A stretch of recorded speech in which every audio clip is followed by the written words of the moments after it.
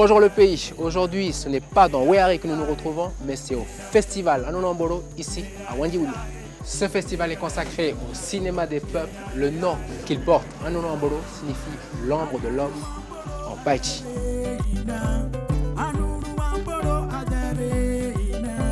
Cette année, c'est une édition toute particulière car le festival fête ses 10 ans d'existence. 10 ans qu'il nous fait voyager, 10 ans qu'il nous fait prendre conscience des réalités du monde qui nous entoure. Le festival Anonambolo, c'est tout de suite sur NCTV.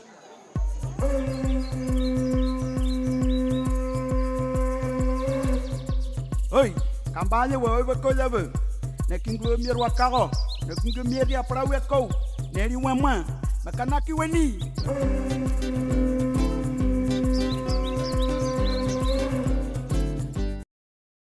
Bienvenue au festival Anonambolo. Je suis actuellement à Thiers, sous le Faré de la commune. Et ça a été aujourd'hui le premier jour pour les réalisateurs. On a partagé, comme vous pouvez voir derrière moi, un bon repas. Et je suis en compagnie de René Boutin, qui lui est... Alors René Boutin, tu es... Le directeur artistique. Je taquine un peu. directeur artistique d'Anonambolo. Ouais. Voilà. René, alors, comment ça s'est passé un peu avec les réalisateurs? Est-ce qu'il y a eu plein de questions sur où on va, de l'aéroport à ici? Oui, ben, naturellement, hein, pour eux de partir de Nouméa, enfin hier soir, l'aéroport rentrer à Nouméa, rentrer à 1h30, 2h du matin, reprendre la route ce matin à partir de 7h30, arriver ici à la tribu, donc leur expliquer un petit peu comment ça se passait, les coutumes, tout ça, donc ils sont vraiment émerveillés, quoi. Et surtout avec ce repas exceptionnel qui a été offert par la tribu, c'est fantastique, quoi. Ouais. Déjà pour eux, c'est comme ils sont déjà au paradis là, alors qu'ils n'ont encore rien vu. Alors il y a un film qui a été réalisé par Aurélie Chiron. Ouais. Donc je te propose qu'on le regarde et puis je te poserai 2-3 petites questions juste après. C'est bon? D'accord. Bon, on regarde le film qui a été réalisé par Aurélie Chiron et puis on se retrouve juste après.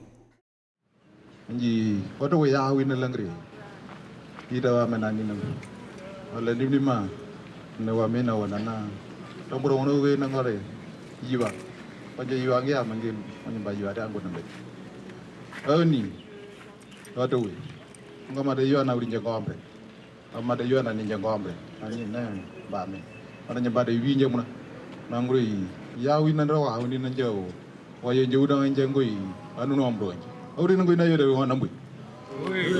Il va y avoir un autre geste qui sont les films que chacun des réalisateurs et des réalisatrices qui sont venus ici vont pouvoir vous offrir. Des films qui parlent des peuples, des films qui parlent des gens, des films qui parlent des espoirs, pour qu'on puisse partager ensemble. C'est une occasion de rencontre et qui permet à des gens qui viennent de partout dans le monde de rencontrer ceux d'ici, mais sans autres enjeux que de faire connaître la réalité qu'ils ont filmée. La grande raison du choix du cinéma documentaire, c'est parce que c'est surtout dans le cinéma documentaire que la parole des peuples s'exprime. Et notre volonté à tous, c'était que la parole soit donnée au peuple.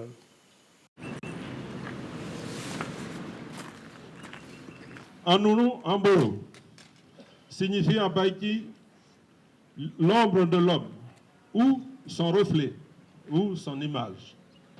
La reconquête de notre identité, de notre dignité, passe aussi par la volonté politique de nous réapproprier notre image. Et les vieux disaient qu'à l'époque, quand les Américains ils ont débarqué avec les caméras dans les projecteurs, dans les tribus, pour faire des projections, des films de guerre, des films de cow-boys, des Indiens dans les tribus, les vieux disaient, ah, voilà, c'est ça l'ombre de l'homme. C'est des ombres d'hommes qui sont projetés sur l'écran. Donc c'est comme ça qu'ils ont donné cette appellation d'Anonambolo sur les films.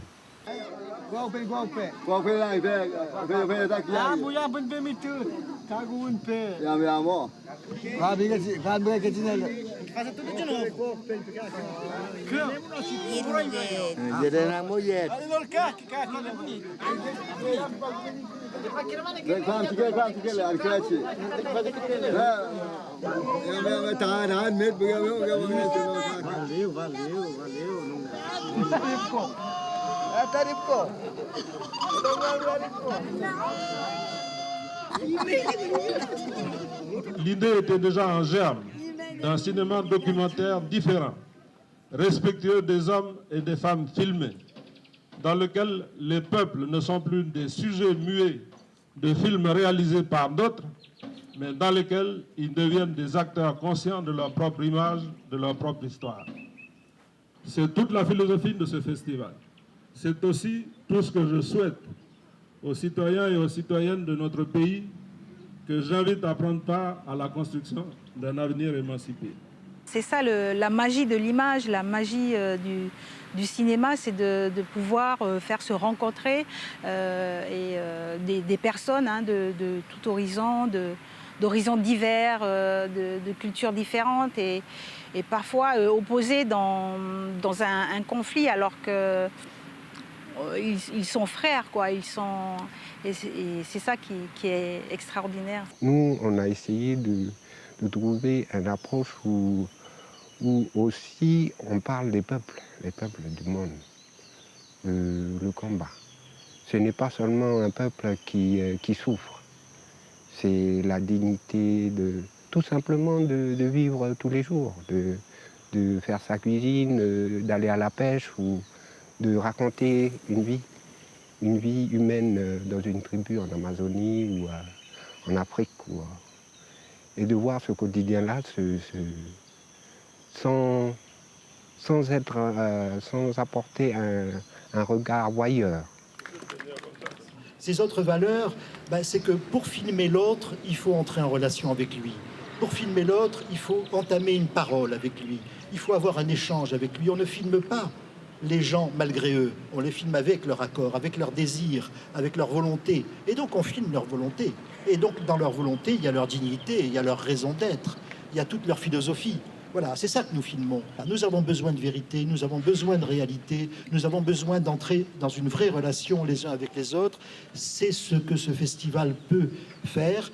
Et au nom, une fois de plus, de ceux qui sont autour de moi et du jury dont j'assume la présidence, et c'est une fierté et un honneur pour moi, je le répète, je vous remercie de cette initiative qui est très belle et très juste. Merci.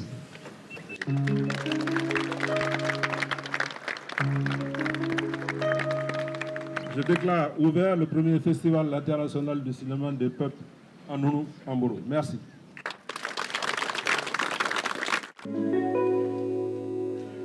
Ce premier festival, ça a été une grande rencontre avec un grand réalisateur, monsieur français, monsieur Komoli, Jean-Louis Komoli.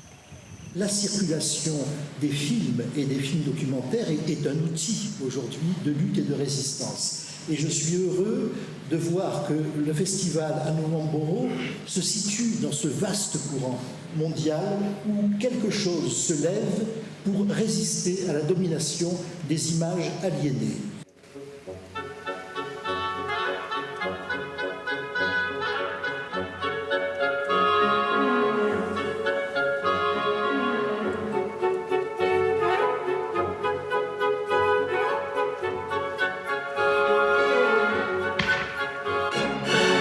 Une de mes craintes, c'est d'avoir des difficultés pour obtenir les films, notamment parce que c'était une première édition, donc on n'a aucune existence, on n'a rien derrière nous pour prouver qu'on est des gens sérieux, et des festivals qui naissent et qui meurent, il y en a à l'appel. Donc là, c'est là où le soutien de Jean-Louis Komoli, de son réseau, notamment auprès du cinéma du réel, a été capital pour nous. Et on a réussi à avoir la première année le film Bamako d'Abderrahmane Sissako. Les plans d'ajustement structurel, de toute évidence, ont mis l'Afrique dans un cercle vicieux, mais aussi un cercle absurde. Et ce cercle vicieux, il a commencé, vous le savez, la Cour l'a parfaitement compris, par la dette. On nous dira que la corruption est partagée entre les Africains et les Européens. Ça démarre fort, parce que bon, c'est quand même un sujet qu'on ne parle pas assez ici au pays, mais c'est quand même, ça nous touche aussi, parce que ce qui est présenté là dans le film, c'est les conséquences de la colonisation et puis de tout ce qui en découle pour un grand pays comme l'Afrique. Ce film qu'on a mis la première année, il a été, il donne le là un peu de toute la programmation qui est venue ensuite, parce qu'on reste dans cette même logique, et à chaque fois qu'on parle d'un certain nombre de pays, notamment en Afrique, ça fait écho à ce film Bamako. On avait des films de qualité qui sont arrivés tout de suite, d'un peu partout dans le monde, et on a été surpris ensuite, au-delà de la première édition, de découvrir qu'on est intéressé, enfin, que la démarche est intéressée.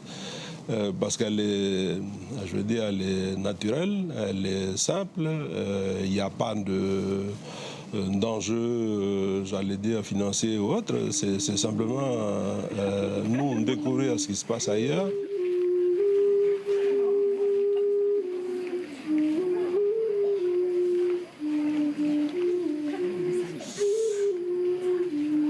Et ici, on est toujours pour la télé, donc.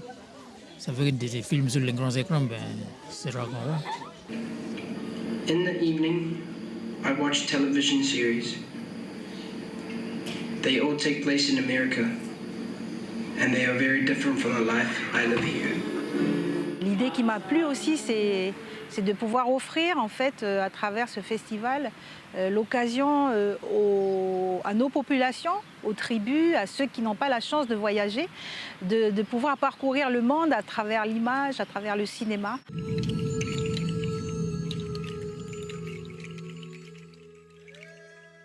Alors Zone frontalière, c'est un film qui reflète l'après-guerre du Liban, entre Beyrouth et le sud du pays, qui montre des corps en épreuve de suffocation, de crise politique, de tension.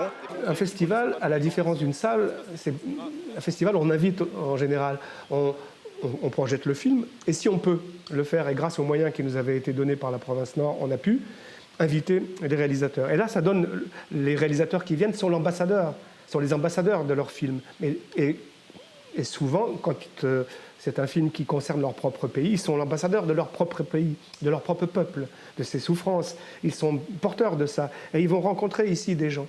Et je crois que ce qui plaît beaucoup autant aux gens d'ici qu'à nos invités, c'est justement ces moments de rencontre, ces moments de chaleur humaine, ces moments de solidarité. Moi, j'ai vu des réalisateurs pleurer pendant les coutumes, ou avant de partir, les derniers jours, à chaudes larmes, des embrassades, des accolades. Et ça, enfin, voilà, qu'est-ce qu'on peut rêver de mieux, quoi.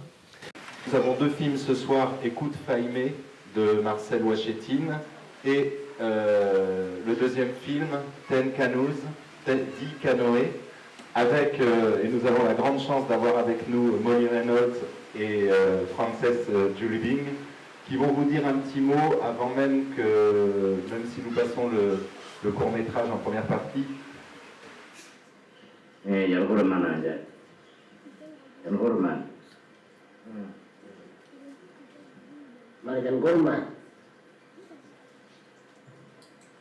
Ça n'a jamais été seulement diffuser des films, mais aussi faire de la production, former nos jeunes à faire des films et développer de la production. Ça a aussi permis de faire émerger en fait des talents, des jeunes réalisateurs kanaks et calédoniens.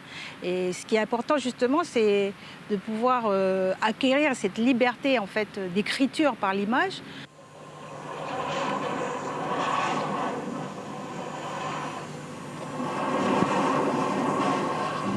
Là, on est dans la vallée de Diolo. C'est M. Papa André qui est mon boss. Ouais. À côté de Lisa Pam Céline. Ils sont originaires de Coupingon, mais ils habitent sur le nord. Ouais. En 1992, avec la DCK et puis les ateliers Varan de Paris, donc, qui avaient formé des jeunes ici à Pondimi. 12 films ont été réalisés, produits par la DCK à l'époque. Et puis, c'était du cinéma direct, où on partait avec les caméras sur le terrain, on trouvait un sujet, un personnage, et puis on faisait le sujet, quoi. En 2007, avec Komoli, donc pour l'ouverture de ce festival, où on a eu une autre approche qui était beaucoup plus pensée, beaucoup plus réfléchie par rapport au cadrage, au sujet, à la manière de concevoir le sujet, de réfléchir à une image, à ce que peut représenter l'image, le son,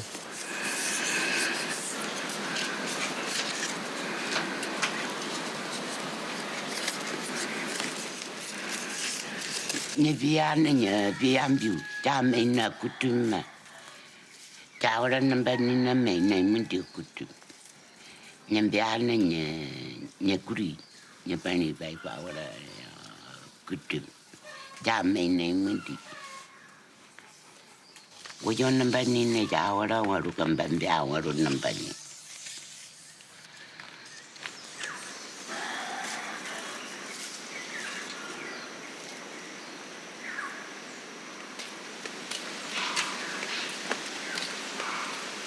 Je pense que c'est aussi un peu ce côté-là où les gens se cultivent aussi ce côté de l'image aussi qui a commencé déjà depuis plusieurs années. Donc déjà, nous en faisant déjà ces films-là en 92 avec la DCK, on a vu l'impact que ça avait au niveau des vieux déjà qui sont dans les films. Et les gens se rendent compte que ces choses-là, il faut garder. Ça nous permet à nous, acteurs on va dire, de la construction du destin commun, et ça permet à nos populations non seulement de se montrer par le biais de ce qui est réalisé ici en film documentaire, mais en découvrant ce que les autres amènent d'ailleurs dans le monde, on va se rendre compte du vécu des autres, autre que ce qui passe par les chaînes commerciales ou les films commerciaux, de se rendre compte de comment ils vivent et de pouvoir identifier et de s'approprier des choses qui existent ailleurs mais qu'on pourrait faire ici, qu'on pourrait implanter ou développer ici, comme du fait qu'ils vivent d'autres réalités que nous sommes loin d'imaginer dans le contexte insulaire d'un petit peuple dans une île au milieu du Pacifique. Ce cauza săracă îți duce la protecția copilului.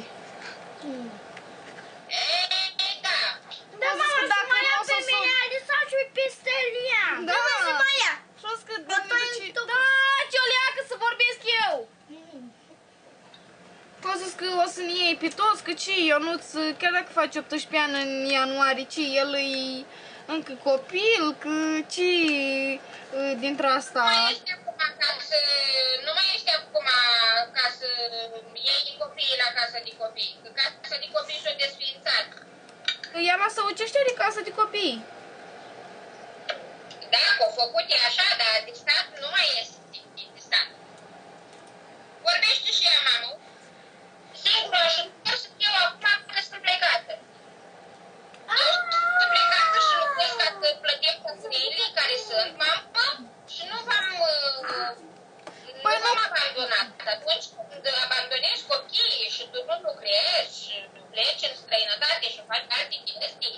Ce qu'on a essayé de montrer, c'est que on a beau être une petite île,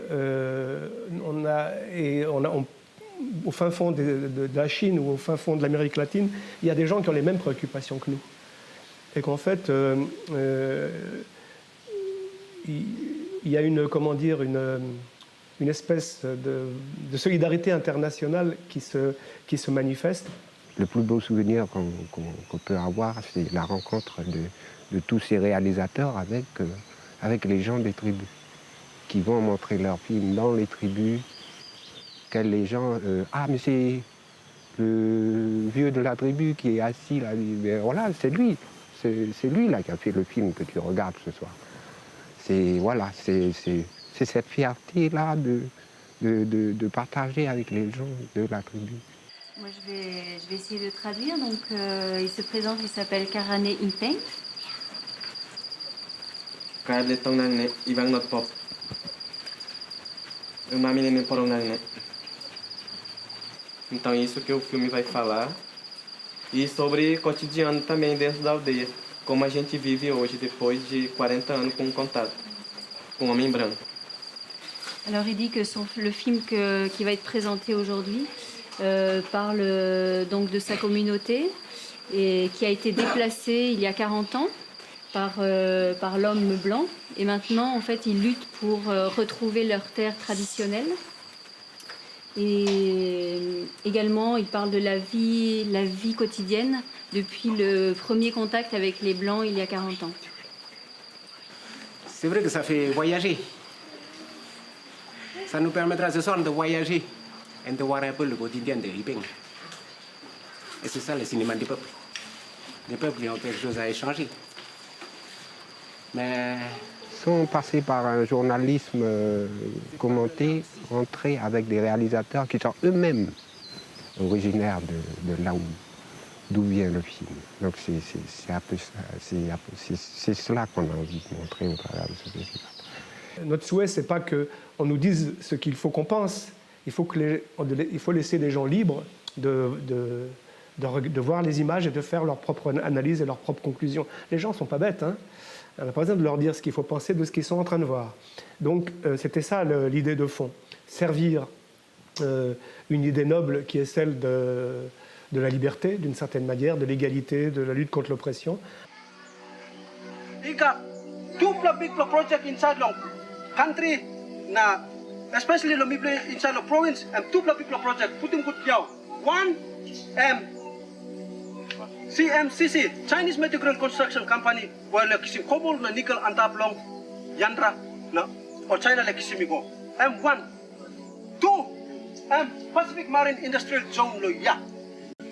All project lo government. Okay, mipla yalong kananam, mipla papa ground lo kananam, mipla indai. Solwara manin lo toples mipla. Solwara manin true na staff. Dure contribution, c'est de visionner les films qui sont arrivés, de les visionner, de les sélectionner. Entre 50 et 60 documentaires chaque année proposés. Du coup, pendant 7 jours, c'est des films en permanence du matin au soir.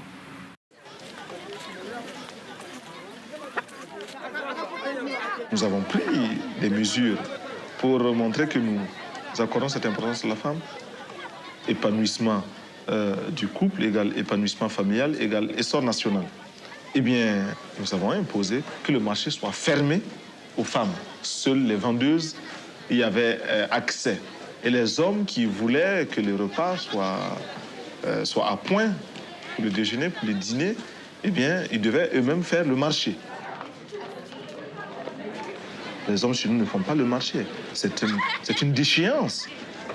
Et ce n'est pas facile de s'attaquer à de tels préjugés, à de telles conceptions. Chacun de nous ici a été élevé dans le sentiment que parce qu'il est homme, il est d'office, il est d'emblée supérieur à tout ce qui est femme.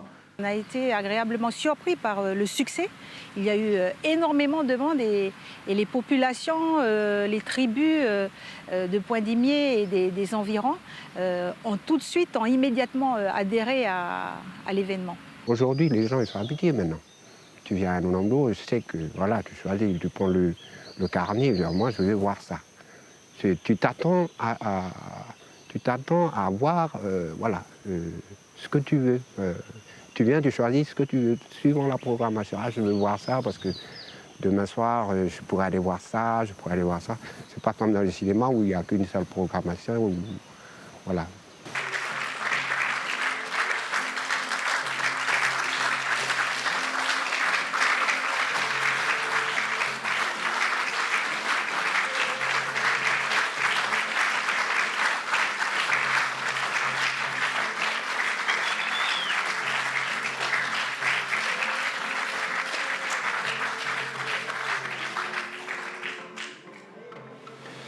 Excusez-moi, c'est grand. Ce prix est grand. Je voudrais dédier ce prix à nos vieux qui ont lutté pour ce pays, pour l'émancipation de ce pays. C'est pourquoi nous avons organisé ce festival. Voilà.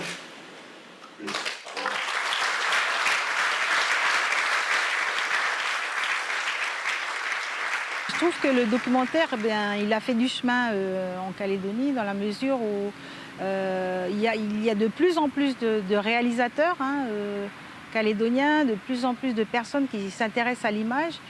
Les gens, ils ont l'habitude de Nonambo. Ils savent que là, c'est bientôt un Nonambo. On a terminé les chants d'Ignam, on va pouvoir aller suivre des films parce que voilà, c'est le moment où les Ignam poussent aussi. Donc voilà, c'est un peu cette période-là où on se construit en faisant nos chants d'Ignam, mais on se construit aussi l'esprit avec les réflexions qui vont commencer jusqu'à l'année prochaine. Et on clôture aujourd'hui sur une date symbolique. Voilà, je crois qu'il n'y a pas de meilleur symbole de dire qu'au-delà de ce premier festival, que j'espère d'année en année, nous ayons la possibilité, nous, de partager quelque chose avec les autres peuples. Donc je dirais, vive le film documentaire. C'est toujours une réussite. Je tiens à féliciter l'association Anonambro et tous ceux qui ont décidé de jouer un rôle à travers les organisateurs, à travers ceux qui ont amené un appui professionnel, mais surtout à travers les jeunes qui ont décidé par eux-mêmes de jouer le jeu du film documentaire pour amener une contribution à la construction du destin commun et la rencontre des cultures qui permettent de se forger dans ce qui rapproche plutôt que dans ce qui différencie. Mais même dans ce qui différencie, il y a des choses qui différencient positivement et qui font la richesse d'une culture. Tout ce que je peux rêver de mieux, c'est de dire joyeux anniversaire et longue vie au Festival Anonambro.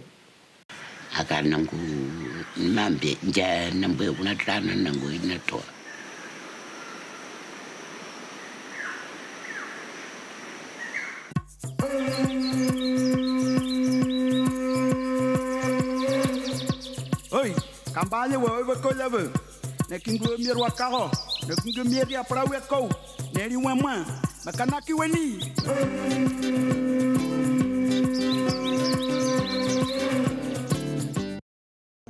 On est toujours là avec René Boutin, que je vous rappelle, il est directeur artistique.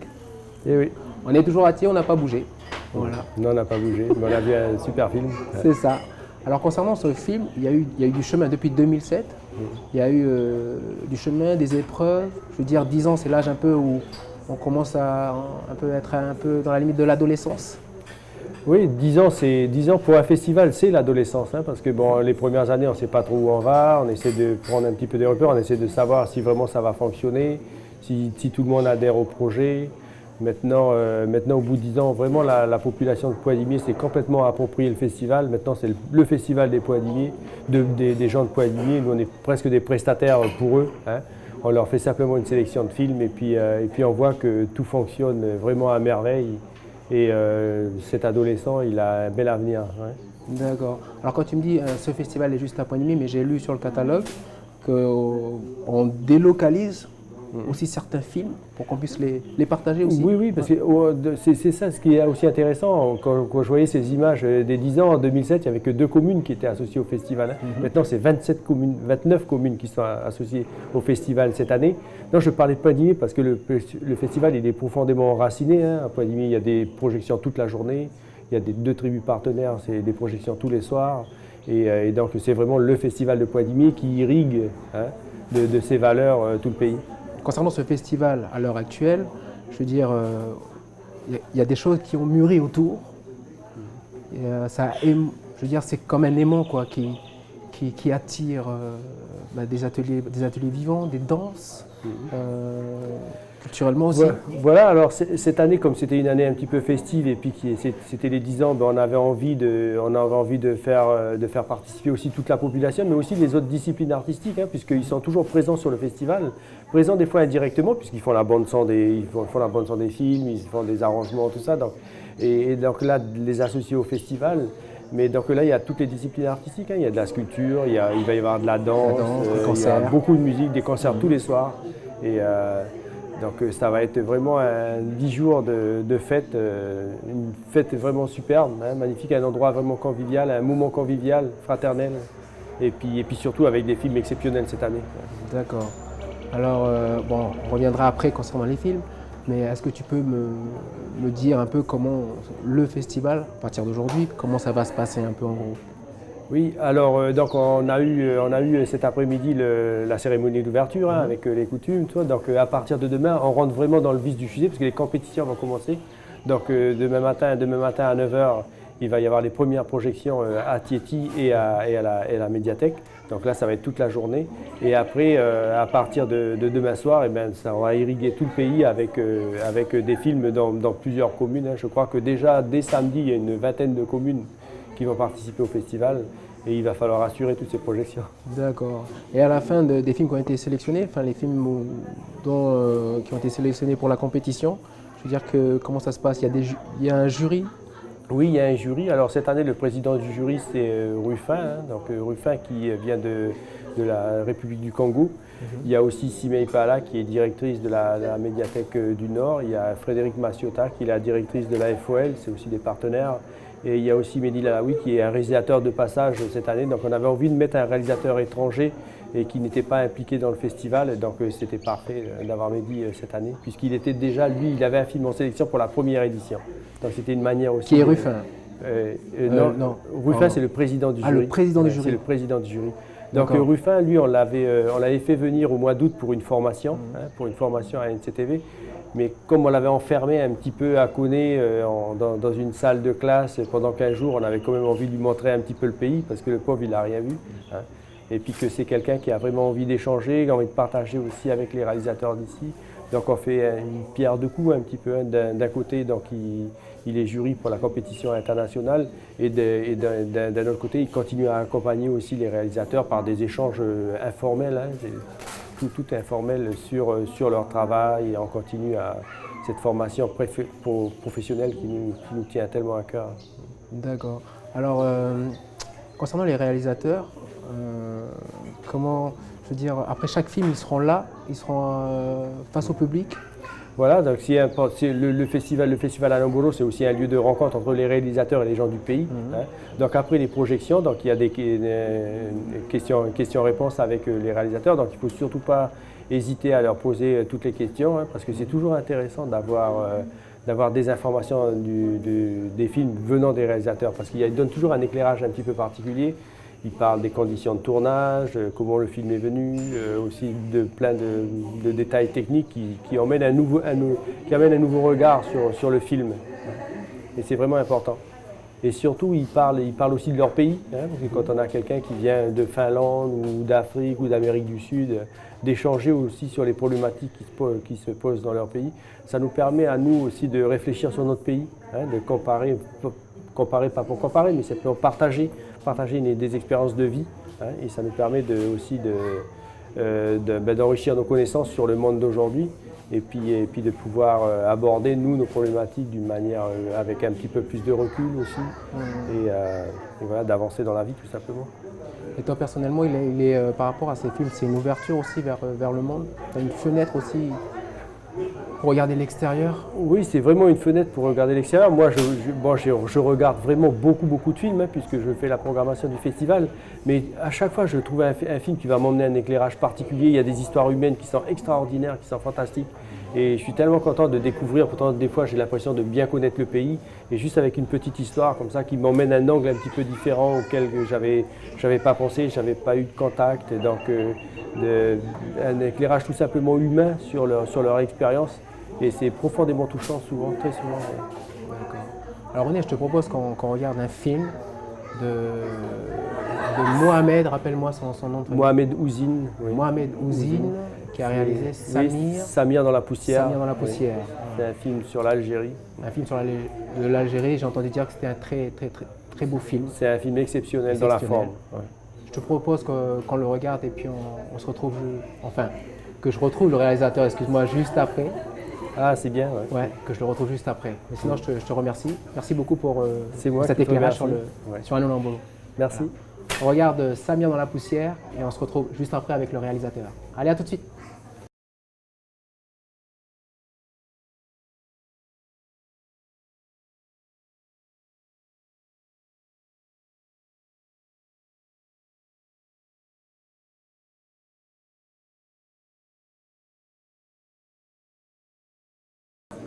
Retour à Poindimier, ici à Thiers, et nous avons la chance qu'avec nous avons Mohamed Ouzine, voilà, qui a réalisé Samir dans la poussière. Enchanté Mohamed. Bonjour Cédric. Bienvenue en Nouvelle-Calédonie. Merci, je suis très heureux d'être là. Ça a été pas trop long le voyage? Si, très long, mais ça valait largement le coup de faire ces 20 heures de vol. Très heureux d'être là. On est arrivé hier soir et voilà, déjà c'est un vrai bonheur d'être ici. D'accord. Alors, concernant ton film Samir dans la poussière, qui a été réalisé en Algérie, est-ce que tu peux nous en parler? Je peux en tout cas dire d'où ce film est venu. J'ai fait ce film parce que pendant longtemps, j'ai l'habitude de dire que l'Algérie et le Maroc aussi, enfin le Maghreb, c'était une sorte de malentendu dans mon histoire parce que je partais en vacances là-bas quand j'étais enfant avec mes parents et puis à l'âge de l'adolescence, j'ai eu envie de partir ailleurs avec les copains, tout ça, et j'ai perdu le lien que j'aurais... Je ne l'ai pas perdu parce que je ne l'avais pas vraiment, mais je n'ai pas construit de lien avec le pays de mes parents, parce que moi je suis né en France. Et donc j'ai l'habitude de dire que le Maghreb c'était une sorte de malentendu dans mon histoire jusqu'au jour où mon père est décédé, il a fallu que j'aille l'enterrer, et là, quand je suis allé l'enterrer, j'ai redécouvert et le Maghreb et l'Algérie en particulier. Et puis toute cette histoire que moi je connaissais pas, et notamment ma sœur, quoi. Enfin, je connaissais pas, je savais que j'avais une sœur là-bas, mais donc ça a été un moment très fort dans ma vie, l'enterrement de mon père, les retrouvailles avec ma sœur, avec mes neveux, ma nièce. Et donc quand je suis rentré en France, j'ai été obsédé par tout ça. Je me suis jamais dit tiens je vais faire un film là-dessus. Mais je retournais régulièrement là-bas pour voir ma sœur et mes neveux, et puis tout doucement, le film s'est un peu construit comme ça, et puis à un moment j'ai compris que j'avais un film à faire là-bas. Comment c'est venu de faire un film avec Samir en fait? Voilà. Alors ouais. Au départ, j'avais juste besoin de filmer là-bas. D'accord. De filmer les lieux, parce que c'est un endroit, voilà, une sorte de no man's land très beau avec des collines, des montagnes. Et puis j'ai eu envie d'installer quelqu'un dans ces paysages, quoi. Et puis mon neveu Samir, moi je considère que c'est quelqu'un qui, j'allais dire qui crève l'écran, j'exagère, mais en tous les cas qui passe très bien à l'écran. Et j'ai pensé que c'était que ça devait être le personnage de mon film. Mais il passe très bien parce que quand on le voit arriver dans cette grande séquence où il arrive de loin comme ça, il monte une montée et il se met devant le cadre, et là on le découvre, ce personnage.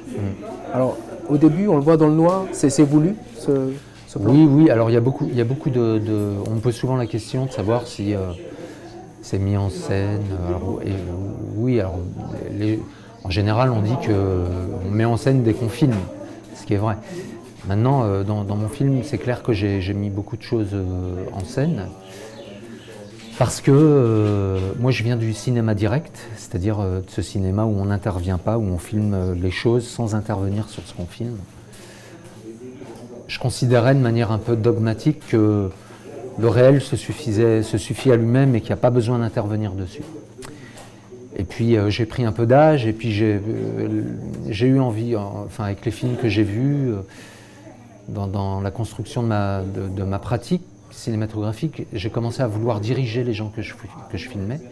Et donc mon personnage dans ce film, oui, je l'ai pas beaucoup dirigé, mais je l'ai dirigé en effet. J'ai voulu l'installer dans la pénombre, dans la lumière, pénombre, lumière. Donc oui, c'est voulu. Après, je ne savais pas que je commencerais avec ça, mais que le film commencerait avec ça, mais j'avais envie d'un côté un peu inquiétant comme ça. Et ça se fait beaucoup, je veux dire, de passer d'un pays à un autre, je veux dire, d'emmener du carburant d'un pays à un autre? Alors, donc là, on est dans la région frontalière entre l'Algérie et le Maroc. Une frontière qui est fermée depuis 1992. Et c'est une région, côté algérien en tout cas, qui est très isolée. Je suis obligé de dire qu'il y a une forme de désœuvrement pour la jeunesse là-bas, parce qu'il n'y a vraiment pas grand-chose. En tout cas, il n'y a pas de travail. Et la jeunesse survit, vivote, grâce au trafic de mazout entre l'Algérie et le Maroc. Donc dans mon film, moi je me concentre sur mon neveu, mais il faut savoir que c'est une activité qui fait vivre beaucoup de familles dans cette région. Donc oui, ça se fait beaucoup. D'accord. À la fin du film, il y a une séquence qui m'a touché. il te dit si tu es venu chercher Dieu ici, il n'est pas là. Alors, dans ce que j'ai lu du catalogue, c'est que tu repars en Algérie pour aller chercher quelque chose qui te tient à cœur. Est-ce que quand tu as fait ce film, est-ce que tu as récupéré quelque chose? Est-ce que tu as, des éléments pour la France, pour mieux avancer? Pour la France, je ne sais pas. En tout cas, ce qui est sûr, c'est que je crois que quand on fait un film un tout petit peu personnel, le cinéma a aussi c'est un peu thérapeutique. C'est-à-dire qu'au final, on ne sait pas exactement pourquoi est-ce qu'on le fait, puis à un moment on comprend pourquoi on l'a fait. Et après les choses s'installent en nous de manière plus... Vouloir faire un film, souvent, il y a une forme de besoin, il nous manque quelque chose, on a besoin de... Et le fait de le faire, de le terminer, on se sent plus tranquille. Enfin moi, en tous les cas, après, quand j'ai terminé mon film, je sais que je me suis tranquillisé avec beaucoup de choses dans mon histoire à moi, quoi. D'accord. Donc je ne sais pas ce que j'ai ramené pour la France. J'en sais rien. À vrai dire, je ne me pose pas cette question. Mais je pense et j'espère que ça parle aux gens, ce film. Mais en tous les cas, moi, d'un point de vue très personnel, ouais, ça m'a soigné. Donc j'ai ramené ça au moins. Ben, merci beaucoup d'être avec nous dans ce festival. Merci aussi parce que tu as emmené ton film. Ton film a été sélectionné à l'autre bout du monde. Et j'espère que les festivaliers auront la chance de le voir. D'accord. Merci beaucoup. Je veux juste un mot, je veux juste remercier les gens du festival, tous les gens du festival. Alors je ne sais pas les gens qui ont fait ce repas, les journalistes, toi. Vraiment, et je ne dis pas ça pour être gentil, il y a un accueil très particulier ici et c'est un vrai bonheur d'être ici. Merci à vous. Olé. Alors quant à nous, on se revoit lundi pour une prochaine édition à 18h sur NCTV bien sûr. Allez tata.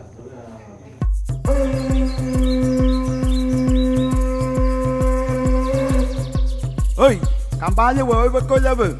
Nekingwe mirwa karo, nekingwe miria prawe ko. Neri wema, makanaki weni.